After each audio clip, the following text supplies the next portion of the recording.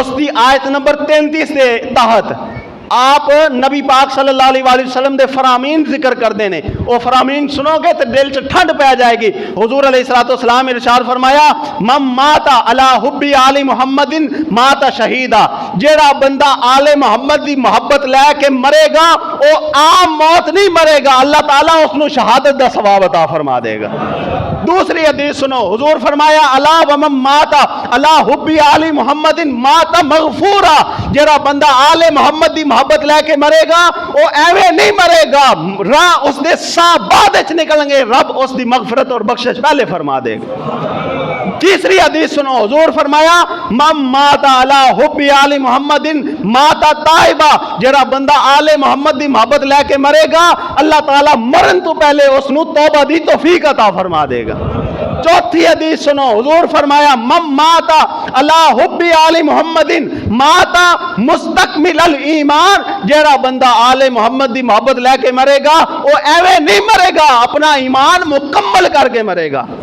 پنجویں حدیث پنج تن دے نام تے حضور فرمایا جیڑا بندہ آل محبت دی محبت لے کے مرے گا من ماتا علی حب آل محمد بشرہ ملک الموت بالجنہ ثم المنکر ونکیر، جیڑا بندہ آل محمد دی محبت لے کے مرے گا اس دے سا بعد وچ نکلن گے، پہلے ملک الموت حضرت اسرائیل علیہ السلام اس نو جنت دی خوشخبری دے گا، جدو مر کے قبر جائے گا تے منکر نکیر اس نو جنت دی خوشخبری عطا کرنے۔ چھٹی حدیث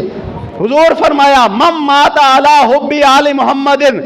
ایتھے سبحان اللہ تھوڑی نہیں ہونی چاہیے بلکہ دب کے کہنی سبحان اللہ، حق ادا ہو جانا چاہیے، اہل بیت اطہار دی محبت دا ثبوت ایتھے نظر آنا چاہیے۔ حضور فرمایا من ماتا علی حب آل محمد یزف الی الجنت کما تزف العروس الی بیت زوجها، جیڑا بندہ آل محمد دی محبت لے کے مرے گا اس نو جنت دی طرف اس طرح دلہن دی طرح سجا کے لے جایا جائے گا، پروٹوکول دے نال لے کے جایا جائے گا، جس طرح دلہن نو اس دے پہلی رات اس دے شوہر دی طرف پروٹوکول دے نال لے کے جایا جائے۔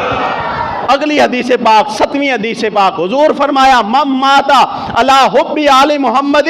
فتح لہ فی قبرہ بابان الی الجنہ، جیڑا بندہ آل محمد دی محبت لے کے مرے گا اس دی قبر دی طرف جنت دے 2 دروازے کھول دیتے جان گے۔